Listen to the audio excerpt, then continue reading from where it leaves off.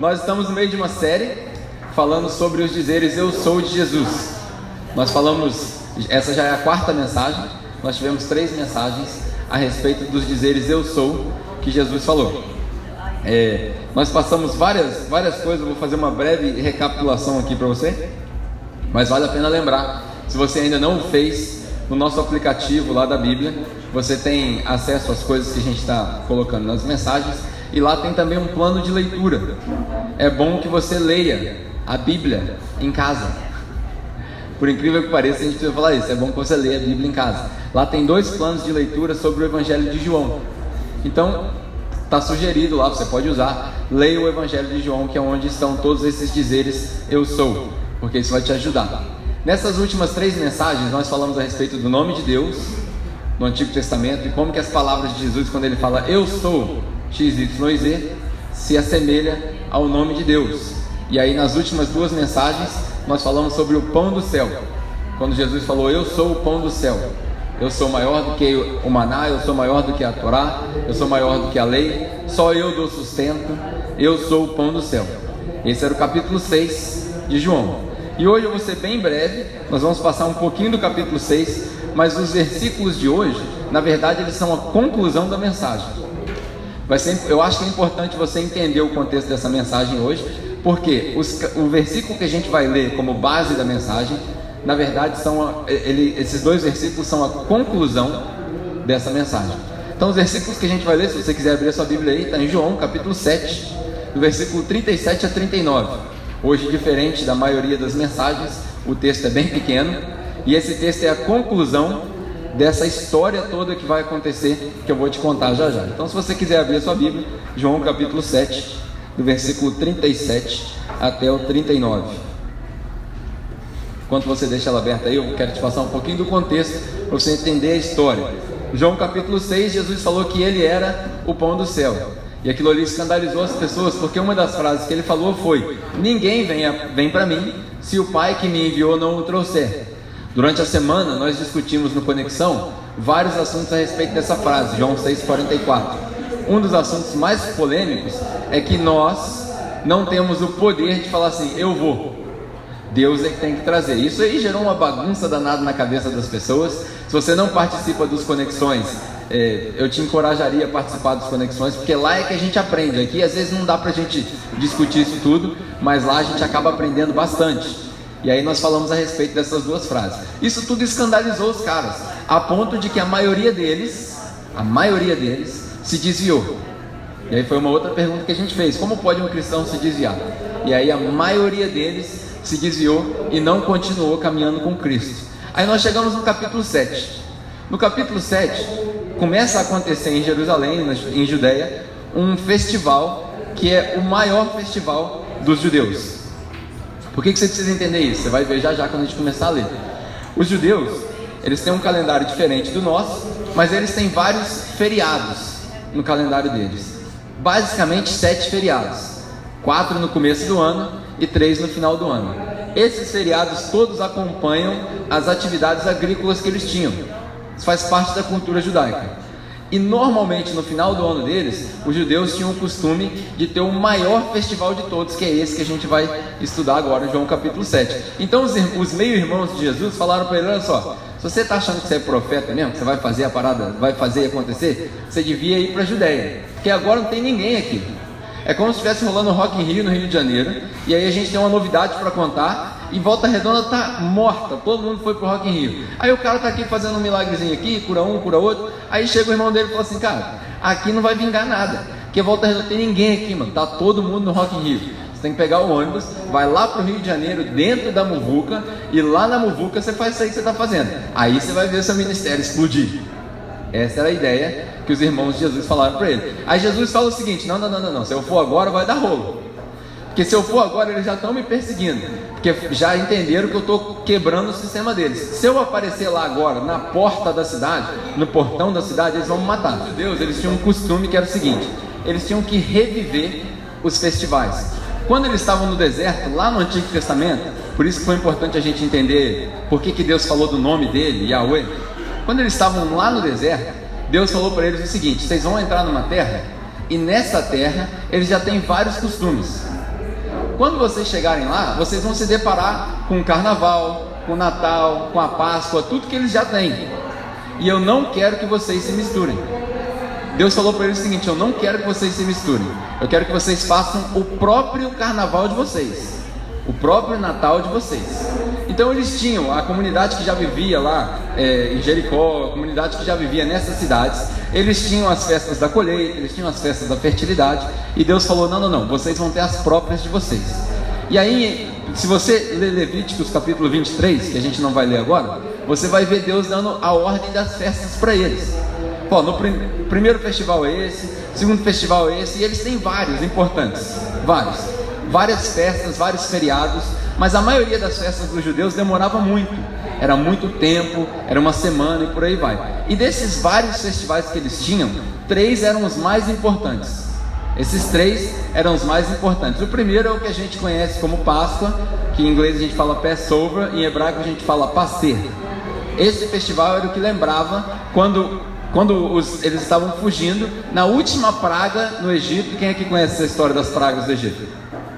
Então, a maioria conhece a história das pragas do Egito. O que aconteceu foi: o povo era escravo, e aí Deus falou para Moisés: eu vou libertar o povo de Israel, e quando eu libertar o povo de Israel, eu vou mandar um monte de praga. Ele mandou 9 não adiantaram. Na 10ª ele falou: eu vou eliminar o primogênito de cada família. A família de vocês passam um sangue no umbral da porta, e aí o anjo vai passar e eles não vão morrer. É uma história meio cabreira, mas essa última praga é o que eles resolveram celebrar. Todo ano eles tinham esse festival para celebrar que Deus não tinha matado o primeiro filho deles.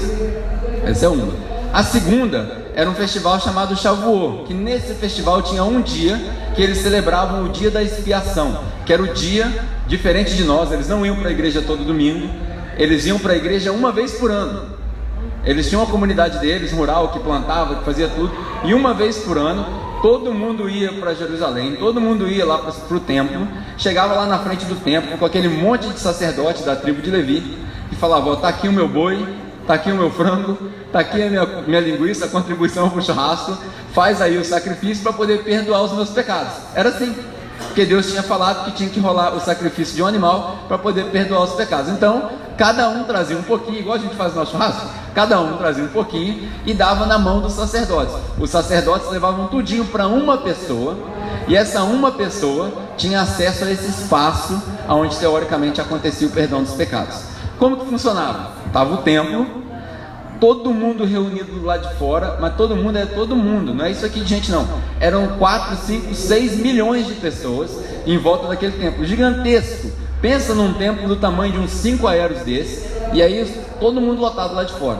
Aí os caras entravam para alguns milhares, que eram os levitas, que estavam ali dentro, e eles recebiam o sacrifício de cada um.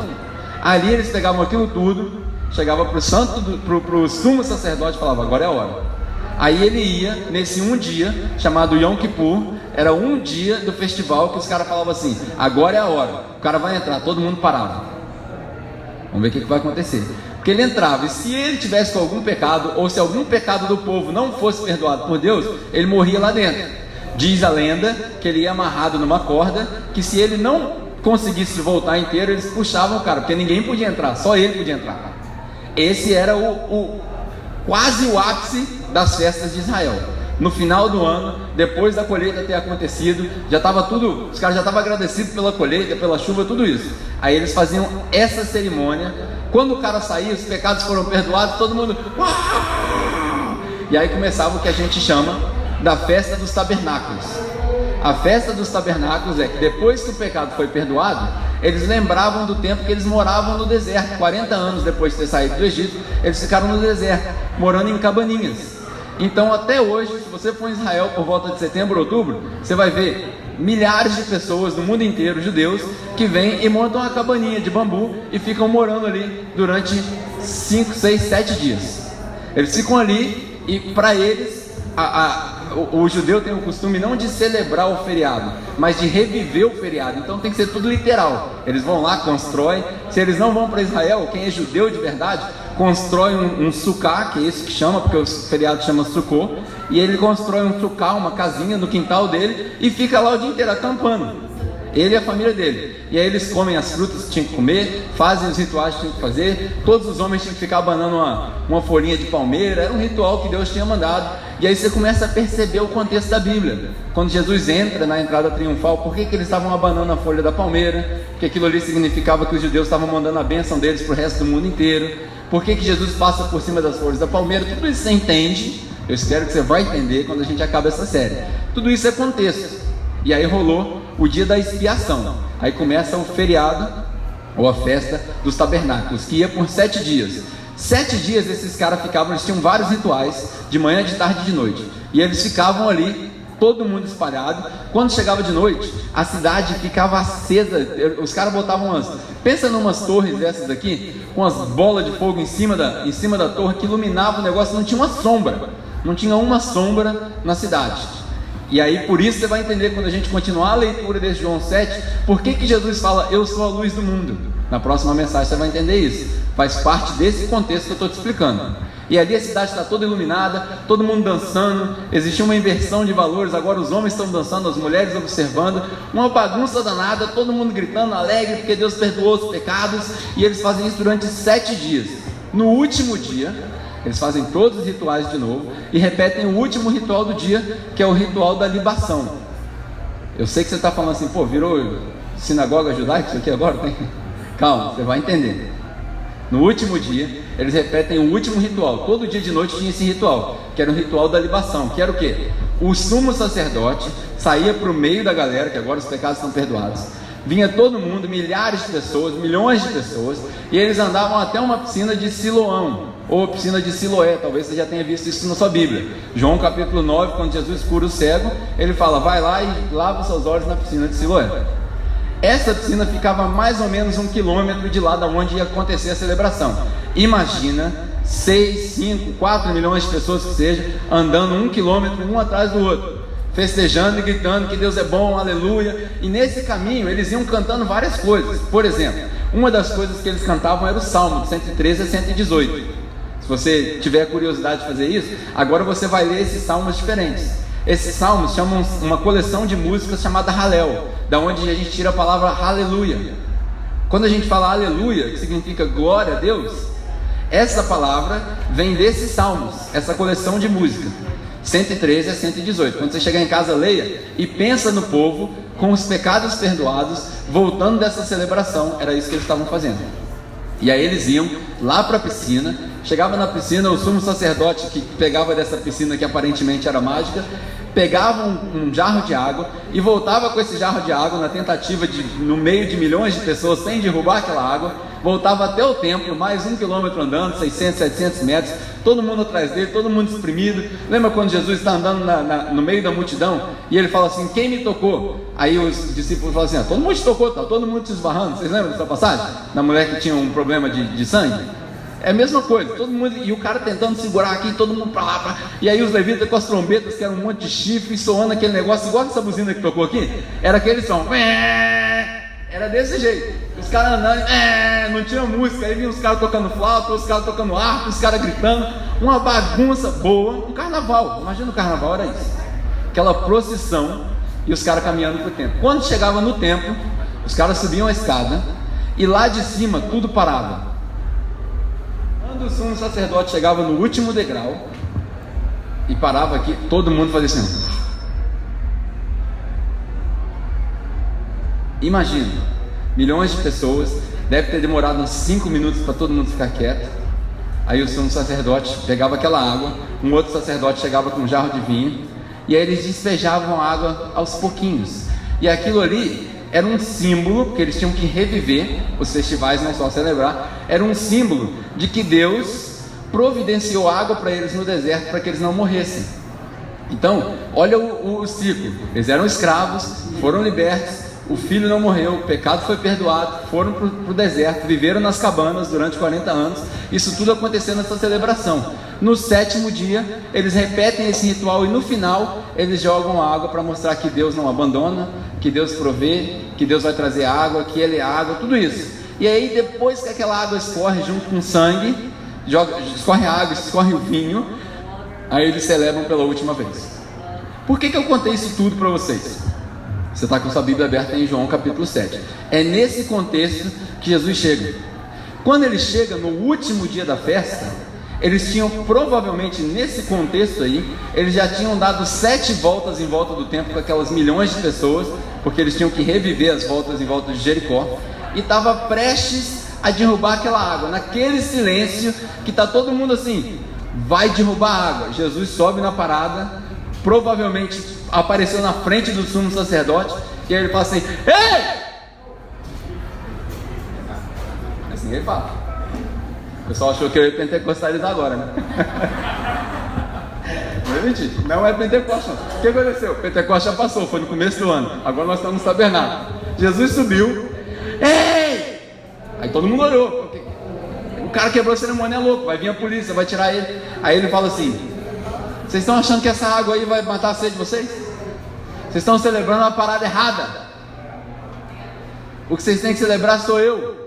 Lembra que ele já tinha falado que ele era o pão da vida, que o nego já estava querendo matar ele? Aí ele fala assim: quem de vocês aí tiver sede, milhões de pessoas, ele está no alto da escada, tudo favorável para ele morrer agora. Quem de vocês aí tem sede? Vem e beba de mim, e de dentro de vocês fluirão rios de água viva. Imagina o que aconteceu ali. Vou te contar o que aconteceu. Depois desse versículo, que é o que a gente acabou de ler ali, começou um rebuliço danado. Jesus provavelmente se esquivou. Ali João fala que ele falava a respeito do Espírito Santo, porque o Espírito Santo ainda não havia descido. E os guardas tinham uma ordem para prender Jesus. João capítulo 7 é um capítulo que fala a respeito de Jesus indo para o festival e os guardas perseguindo ele. Os guardas tinham uma ordem para prender ele. E aí sabe o que acontece? Jesus provavelmente desaparece daquilo ali, os guardas voltam para dentro do templo com os judeus, e quando os guardas voltam, os fariseus falam assim: cadê Jesus? Você está vendo que o cara está acabando com o nosso tempo, cadê o cara? Os guardas falam assim: a gente não conseguiu prender ele. Mas como assim?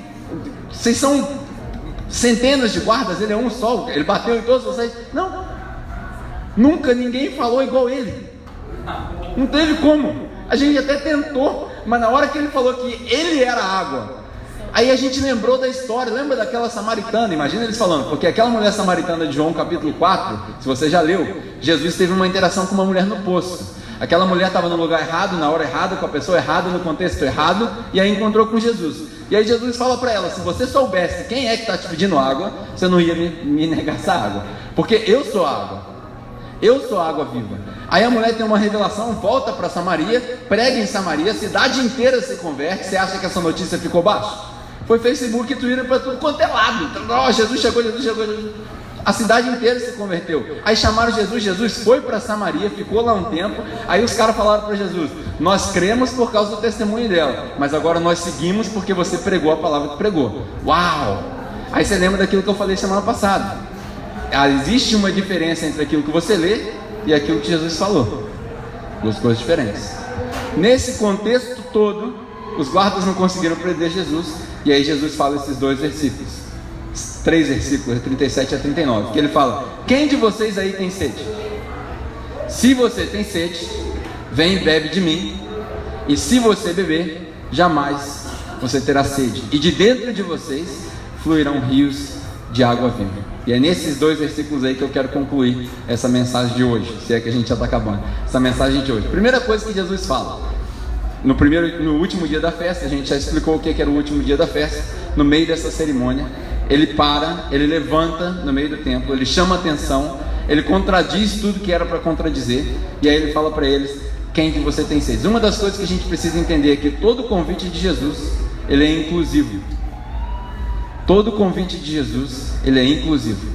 Embora Jesus soubesse que só vem para o Pai quem o Pai trouxer, Jesus sempre dava a opção. Já parou para pensar? Como que isso é confuso? Nós estamos há 2 semanas no Conexão, discutindo que Deus é soberano, que Deus traz, que é a vontade dele, que a gente não tem controle. Aí Jesus fala assim: ó, quem quiser aí pode vir. É quase como se Jesus não soubesse. Não sei quem que é, então, por isso é que a gente sempre discute na igreja que Jesus era 100% homem e 100% Deus. Nesse momento, ele provavelmente pensou o que eu e você deveríamos pensar: já que eu não sei quem é escolhido, eu vou pregar para todo mundo. Ei, quem tiver sede pode vir. E aí, dentro da natureza divina de Jesus, ele pensava: bom, se o Pai vai trazer, no meio dessa galera aí deve ter alguns que estão com sede. E se eles estiverem com sede, eu estou com água para dar. E a água que eu dou é água viva. Jesus tinha provavelmente, esse costume de falar desse jeito, foi desenvolvido dos gregos. Os gregos, os filósofos gregos, Aristóteles, Platão, eles desenvolveram um negócio chamado retórica, que era a arte de falar e fazer perguntas antecipadas. Era como se eu falasse para vocês assim: todo mundo está conseguindo prestar atenção? Eu já sei que não, porque está uma bagunça lá fora. Mas é uma retórica, é uma pergunta que não necessita de resposta. E Jesus provavelmente copiou esse contexto deles. Por quê? Aqui ele usou uma dinâmica que é o seguinte: a necessidade, a resposta e o resultado. Qual é a necessidade? Todo mundo tem sede. Água é um negócio que todo mundo tem sede. Se passar 3 dias sem beber água, você vai se desidratar. Na verdade, para quem é usuário de droga, existe um desafio interessante. Passa 5 dias sem beber água, você vai ver a paranoia que você vai ficar. É interessantíssimo isso. De repente você está vendo isso daqui online e está pensando: pô, tem nada a ver uma coisa com a outra. Experimenta ficar 5 dias sem beber água. Começa a arrumar uma coceira, você fica doido, você fica tonto, você não sabe o que está acontecendo. Por quê? O nosso corpo precisa de água. A água é vida. E aí Jesus fala o seguinte: todo mundo tem sede. Aí ele faz uma pergunta: tem alguém aqui com sede? Pensa, naquele dia era sábado, ninguém podia trabalhar, ninguém podia tirar água do poço no sábado. Os caras estão no deserto, antes da temporada da chuva começar, ou seja, acabou a colheita, trabalharam pra caramba, eles estão um dia inteiro pulando, gritando, dançando, se divertindo, comendo churrasco que tem sal. Eles não podiam preparar, mas os levitas se prepararam, mas não podia puxar a água do poço. Aí Jesus pergunta: tem alguém aqui com sede? O que você acha? Todo mundo. Então na hora que Jesus pergunta: ei, alguém aí tem sede? Todo mundo. Mas qual que era a técnica? Necessidade, resposta e resultado. Qual que era a resposta de Jesus? Tá com sede? Praticamente ele fez aquela do malandro, né? Haha, pegadinha do malandro. Tem água não, mas se você beber da água que eu dou, jamais vocês vão ter sede. Aí todo mundo lembrou da mulher lá no poço. E quando eles lembram da mulher do poço, ele fala: e tem mais, se você beber dessa água, fluirão de dentro de vocês rios de água viva. Aí Jesus está fazendo uma metáfora com aquilo que vai correr de dentro da gente. Por que eu falei aqui que a palavra igreja é chamados para fora? Porque nós não somos uma piscina, nós somos um rio. E tudo aquilo que Jesus deposita, a gente precisa deixar passar por nós. É assim que funciona. Então, se a gente só recebe, na verdade a gente não está sendo rio, a gente está sendo só uma piscina, a gente está sendo egoísta. E aí Jesus fala: vão fluir rios de água viva. Por isso que Jesus, depois do ministério dele, fala para eles: vocês vão fazer obras muito maiores que as minhas. Vocês nem imaginam, mas vão fazer obras muito maiores que as minhas. Rios de água viva fluirão de dentro de vocês. E aí Jesus fala com essa galera, e no final do versículo ele ressalta que ele estava falando a respeito do Espírito Santo, porque o Espírito Santo ainda não havia sido derramado por completo. O Espírito Santo ainda não havia sido derramado por completo. E aqui eu tenho algumas coisas que a gente precisa memorizar. Essa semana aconteceu um negócio interessante comigo. Por quê? A gente reforça muito aqui essa questão da soberania de Deus, da necessidade de Deus de se arrepender dos seus pecados. Eu recebi um áudio de um amigo essa semana, e ele falou assim: cara, eu tô vendo seus clipes aqui, esses clipes aí no Facebook faz sucesso, né? Tô vendo seus clipes aqui e tal. Eu vi um, daí por curiosidade eu cliquei na mensagem inteira, tô assistindo a mensagem inteira. Mas eu tô achando assim, você não acha que vocês se acham muito donos da verdade, não? Você não acha que, de repente... porque você falou que a gente está errando e a gente precisa se arrepender, mas e se eu não estiver errando? Será que eu estou tentando fazer o certo, tentando fazer o bem? Porque todas as religiões são iguais. Guarde na sua cabeça que esse meu amigo, ele não é cristão, ele não entende aquilo que eu e você entendemos. E aí ele falou com as palavras dele: todas as religiões são iguais, tudo é uma questão de fazer o bem, de se tornar uma melhor pessoa, de tornar o mundo um lugar melhor. Aí eu falei para ele: infelizmente não é tudo igual. E a religião cristã não é uma religião para você ser uma melhor pessoa e tornar o mundo melhor. Não, provavelmente o mundo vai ficar pior daqui para frente. A gente precisa alertar as pessoas. E aí uma das coisas que você não percebeu é que a maioria das pessoas não tem a consciência de que está errando. Esse é o grande problema da nossa sociedade. Não é que eles são santos e que nós somos santos, nós também não somos santos, mas nós temos a consciência do erro. A maioria das pessoas não tem a consciência do erro. Por quê? Porque acha que o relacionamento com Jesus é resumido a se tornar uma pessoa melhor. Não é. Não é isso. Você vai se tornar uma pessoa melhor por consequência, mas não é isso. O relacionamento com Jesus, ele é basicamente, ele é baseado na questão de que você é insuficiente para ser salvo sozinho e você precisa de um Salvador. Você precisa de um justo que paga pelo injusto, de um santo que paga pelo pecador. É isso que funciona. E aí eu falei para ele, cara, talvez você não tenha percebido que você errou, que você está tentando fazer o bem. Só que não é desse erro que eu estou falando. Eu não estou falando de moral e ética. Jesus não é um professor de moral e ética e de filosofia. Jesus, como a gente viu na última mensagem, ele é o próprio Deus. E para estar junto com ele, eu preciso de algo que eu não tenho. Eu não tenho em mim mesmo essa vontade intrínseca de fazer o bem e de ser o melhor. Não. Quer ver um exemplo?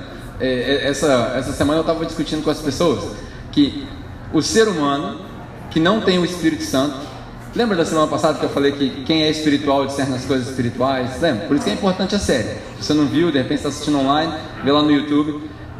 As pessoas que não têm o Espírito, não discernem as coisas espirituais, dada a escolha, eles vão escolher o errado. Todo ser humano, se você der a escolha, ele vai escolher o errado. O exemplo que eu usei semana passada: atravessar na faixa de pedestre. Você está no meio da 33, não tem carro nenhum, são 10 horas da noite. A faixa de pedestre está a 200 metros. Você olha para a direita, olha para a esquerda. Não vem carro nem da direita nem da esquerda. Você vai para a faixa ou você atravessa onde você está? Você é certo ou errado? Tem gente que vai falar assim, é relativo. Não é relativo. Pedestre deve atravessar na faixa de acordo com o Código de Trânsito. Ponto final. Ah, mas não tem faixa. Procura a próxima faixa. Essa é o certo. Preto no branco. Jesus não tinha cinza, era preto no branco. 50 tons de cinza é coisa da nossa sociedade. Para Jesus era preto no branco. Esse é o certo. O ser humano, dado a escolha, vai escolher o errado. Por exemplo, outro exemplo, nos casamentos. O cara que não tem o Espírito, ele vai casar com a pessoa e ele vai passar 2, 3 anos junto com a pessoa. Sabe o que vai acontecer? Vai acabar a atração física, a mulher vai ter um filho, as partes vão cair, que é assim que acontece com as mulheres. A atração física vai acabar. Enquanto a parte da mulher cai, a parte do homem cresce aqui no redor, aí a atração física acaba. Um dos dois, dado a escolha, vai achar alguém que não passou por essa fase ainda.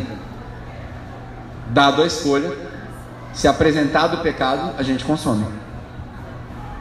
É assim. Até dentro da igreja está sendo assim.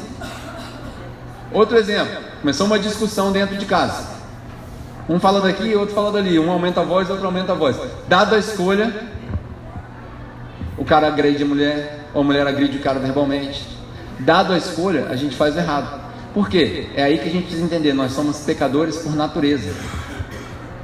Captou a ideia? A gente não é pecador porque peca. A gente peca porque é pecador por natureza. Não tem nada que eu faça que vai resolver esse problema, a não ser a dependência com Cristo. É aí que a gente leva da mensagem passada a questão da intimidade e da familiaridade. Familiaridade gera a negligência. Tem muito cristão que é familiarizado com Cristo, mas não tem intimidade. Familiarizado por quê? Porque sabe João 3,16, sabe Romanos 3,23. Simpatizante, né? Igual das outras comunidades, que eu não posso falar o nome aqui que vai me dar rolo. Mas são simpatizantes, mas não são cristãos de verdade. Porque intimidade gera dependência. Aí todo dia você precisa de mais. É dependência química, praticamente. Quanto mais intimidade você tem, mais dependência você tem. Aí eu vou te perguntar, individualmente, qual é o nível de dependência que você tem de Cristo? Qual é o nível de dependência que você tem de Cristo? Qual foi a última vez que você parou para ler a Bíblia e leu um capítulo inteiro? Capítulo, hein? Estou falando só de um capítulo. Normalmente na Bíblia um capítulo dá meia página, uma página. Qual foi a última vez que você devorou um livro inteiro? Qual foi a última vez que escorreu lágrima do seu olho quando você estava lendo a Bíblia? Faz tempo, né? Por que você não volta para casa agora? E se debruça na Bíblia, e leia a Bíblia, e deixa que Deus fale com você ali. O problema da nossa sociedade cristã é essa: a gente acredita na palavra do pastor, porque ele falou, ele deve estar certo, ele estudou, ele é pago para isso. Não, a ordem de evangelizar o mundo, de pregar o evangelho, não foi para os pastores. Somos todos iguais. E aí essa é a primeira coisa que a gente aprende ali nos versículos que a gente leu. Todo convite de Jesus é inclusivista. Ele inclui todo mundo no convite. Todo o convite dele inclui todo mundo. Uma das coisas que eu anotei aqui para a gente lembrar, para eu poder comunicar com vocês, é o seguinte: quando Jesus termina esse versículo, ele fala assim: rios de água viva fluirão de vocês. Eu lembrei de um episódio essa semana que a gente está tentando colocar a Bianca para dormir no quarto dela sozinha desde o começo do período de sono dela. Então, normalmente o que a gente fazia? Eu colocava ela na minha cama por volta de 9 horas, 9h30, ela dormia em 10, 20, 30 minutos talvez, às vezes ela enrola para dormir, daí eu carregava ela para a cama dela, e aí eu ia com a Naline assistir um Netflix, alguma coisa, dar aquela investida no casamento. Então normalmente funcionava assim: quando tem disposição, rola aquela namorada, por aí vai. É assim que funciona normalmente lá em casa. Aí a gente, Deus é bom, aleluia, glória a Deus. Aí, o que aconteceu? A gente começou a pensar: poxa, a gente está precisando de mais tempo com uma namorada. Não estava pouco tempo, a gente está ficando com sono e tal. Vamos começar a colocar a Bianca na cama dela direto. E aí eu comecei a colocar a Bianca direto na cama dela, colocar ela para dormir. Só que a Bianca começou a apresentar um negócio. Ela começou a falar o seguinte: eu tenho medo de escuro. Tô com medo. Aí tentamos lâmpada, tentamos um monte de coisa, não funcionou. Aí eu lembrei que há muito tempo, aqui na escolinha e junto com as coisas que a gente faz lá em casa, na devocional dela, ela aprendeu que Deus mora no céu, mas também mora no coração dela. E aí eu sentei com ela e falei: Bia, não tem por que você ficar com medo. Aí ela falou assim: mas se você não estiver aqui? Eu falei: mas se eu não estiver aqui, Deus está aqui. Aí ela falou assim: onde? Eu não consigo ver. Aí eu apontei para o coraçãozinho dela: Deus não mora aí?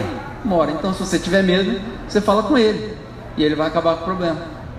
E aí tem uns 3 dias que a gente está começando a colocar ela na cama dela. Ontem ela deu um nó na gente de novo, dormiu na minha cama. Mas a gente está começando a colocar ela na cama dela, e ela está começando a entender que Deus está no coração dela. O que é isso? Rios de água viva.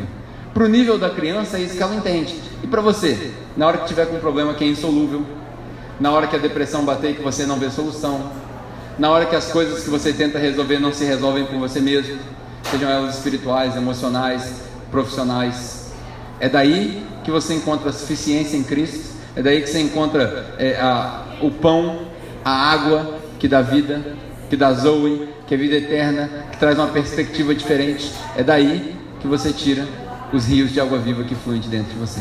E aí, para terminar, eu quero te fazer uma pergunta. Mais uma vez, tenho que te pedir desculpa, porque eu acho que não falei nada do que estava escrito ali. Mas, para a gente terminar, nesse discurso de Jesus, de João 7, 37 a 39, se tiver com a sua Bíblia aí, abre ela de novo, dá uma olhadinha nesses versículos aí. Ali Jesus fala: quem de vocês tem sede, venha até mim e beba. Venha até mim e seja consumido. Venha até mim e deixe que essa água flua, e rios de água vivas fluirão de dentro de vocês. E ali ele fala sobre o Espírito. Por que eu pedi para você olhar de novo para esse versículo? Ouvindo essa palavra de Jesus, tem 3 grupos de pessoas. E aí eu vou fechar a mensagem com essa reflexão, para a gente poder continuar o nosso dia. Tem 3 grupos de pessoas aí. O primeiro grupo de pessoas são os sacerdotes. Existiam vários deles ali, ouvindo as palavras de Jesus. Os sacerdotes, para o nosso contexto, se a gente for trazer para a nossa aplicação hoje, são os profissionais da fé. Aqueles que ensinam os rituais, praticam os rituais e creem nos rituais. Alguém aqui, por exemplo, já viu alguma aberração na televisão de algum pseudo-evangélico vendendo água ou vendendo alguma coisa? Esses caras são os sacerdotes de hoje. Eles creem e praticam e ensinam um determinado ritual. Não estou falando nome de igreja nenhum, não quero ofender ninguém, mas para quem estiver assistindo online, ou para você que está aqui, se você for inteligente, você vai perceber que isso não é evangelho, tá? Amém? Fechamos, isso não é evangelho. Isso é uma negociação, uma barganha, um rito, sei lá o que é, mas não é evangelho. O primeiro grupo de pessoas que está ouvindo Jesus são os sacerdotes, porque eles creem, praticam e ensinam. O segundo grupo de pessoas que está ouvindo Jesus são o povo. É o povo, né? É o povo que está ali em volta, os israelitas, que aprendem e praticam os rituais. Eles não ensinam, mas eles aprendem e praticam os rituais. Mais uma vez, vou fazer a perguntinha retórica que você pode levantar sua mão e responder. Alguém aqui conhece alguém que aprende e pratica os rituais em casa depois de ouvir os sacerdotes? Então, esse é o povo em volta do templo, esperando a água descer para celebrar um negócio morto. E tem um terceiro grupo de pessoas ouvindo essa mensagem, que são os discípulos. Os discípulos, eles não ensinam, não aprendem e não praticam esses rituais. Eles não ensinam, não praticam e não aprendem esses rituais. O que os discípulos fazem? Porque os fariseus perguntaram para Jesus então o que era para fazer para ganhar a salvação no último capítulo. Eles fazem crer.